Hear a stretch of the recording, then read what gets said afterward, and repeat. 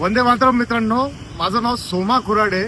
मी निर्भय महाराष्ट्र पार्टीचा नाशिकमधील एक छोटासा कार्यकर्ता आहे आणि आपल्याला माहितीच असेल, निर्भय महाराष्ट्र पार्टी ही जितेंद्र भावे सरांच्या विचारांवर चालणारी पार्टी आहे. जेव्हा आम आदमी पक्षाने 2 वेळेस जितेंद्र भावे सरांना केवळ ते खरे आहेत, पारदर्शक आहे आणि अन्यायाविरोधात आवाज उठवतात, ह्यामुळं आम आदमी पक्षाने 2 वेळेस पक्षातून त्यांना काढून टाकलं. शेवटी भावे सरांनी आणि त्यांच्या काही जवळच्या कार्यकर्त्यांनी ठरवलं की नाही, आता हा लढा आपण आपल्या पायावर उभा करायचा आणि आपला स्वतःचा पक्ष काढायचा. तर निर्भय महाराष्ट्र पार्टीचा जन्म त्या दिवसापासून झाला आणि आज निर्भय महाराष्ट्र पार्टी ही एक राष्ट्रीयकृत पार्टी आहे, जिचं नाशिकमध्ये हेडक्वार्टर आहे आपण असं म्हणूया. आणि अनेक असे चांगले समाजसेवक जे समाजामध्ये खूप चांगलं नाव ठेवतात आणि त्यांचं गुण जे आहे ते सगळ्यांना माहिती आहे. आपल्याला माहिती असेल, जगबीर सिंग सर ते पण या पार्टीचे सचिव आहेत आणि अनेक इतर बरेच कार्यकर्ते ज्यांचं मला आता नाव नाही सांगता येणार. पण माझी आज अपील तुम्हाला अशी आहे की मित्रांनो, आज देशाला वाचवण्याची खूप जास्त गरज आहे. आज आपल्याला गरज काय आहे तर आपल्या मुलांना शिक्षणाची गरज आहे, आपल्याला आरोग्याची गरज आहे. पण आपल्याला नेहमी हे जे पॉलिटिकल पक्ष आहे हे आपल्याला मूर्खात काढत राहतात. कधी त्या औरंगजेबाची समाधी काढता, कधी त्या कुत्र्याची काढता. आता काल परवापासून सावरकरांचा मुद्दा मोठा करायचा प्रयत्न चालू आहे. कधी काय तर कधी काय, असे मुद्दे हे नेहमी पुढे आणतात ज्याच्याशी सामान्य माणसाचा काहीही संबंध नसतो. पण निर्भय महाराष्ट्र पार्टीचा हा हेतू नेहमीच राहिलेला आहे की पार्टी नेहमी आणि 24 तास ही केवळ सामान्य मानवी कशी टिकेल, कशी जगेल आणि त्यांच्यासाठी जे मूलभूत गरजा आहे ह्या कशा जिवंत ठेवता येईल याच्यासाठीच आम्ही काम करत आलेलो आहे.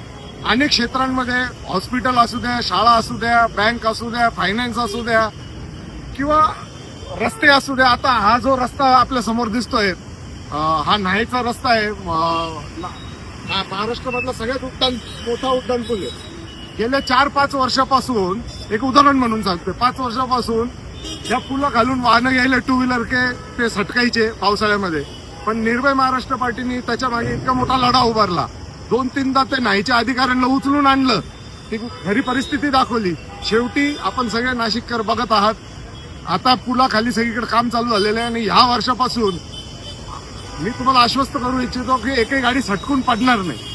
तर असे जे छोटे छोटे कामं असतात, छोटे छोटे मुद्दे असतात जे थेट तुमच्या माझ्याशी रिलेटेड असतात, त्याच्यावर आपण काम करतो. आपण समृद्धी महामार्ग करू आणि तो हे करून एअरपोर्ट बांधू, काय घेणं आपल्याला? ते सामान्य माणसाला काय घेणं नाही या गोष्टींशी. सामान्य माणसाला त्याच्या मुलाला ऍडमिशन कसं मिळेल, त्याचा रोजगार कसा वाढेल, त्याला जे फायनान्स कंपन्या कशा लुटताय त्याच्यासाठी संरक्षण कसं मिळेल.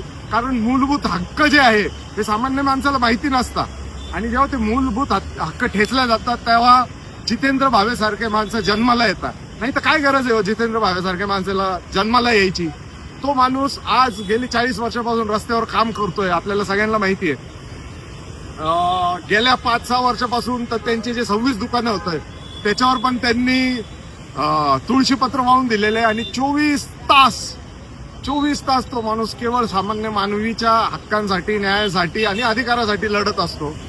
तर माझी तुम्हाला सगळ्यांना आणि विशेष करून तरुणांना विनंती आहे, सुशिक्षितांना विनंती आहे की मित्रांनो, ही देश वाचवण्याची गरज आहे. आपल्याला आपल्या पुढच्या पिढ्या विचारतील की देशाला काडी लागली होती, देशाला आग लागली होती, तेव्हा तू काय करत होता?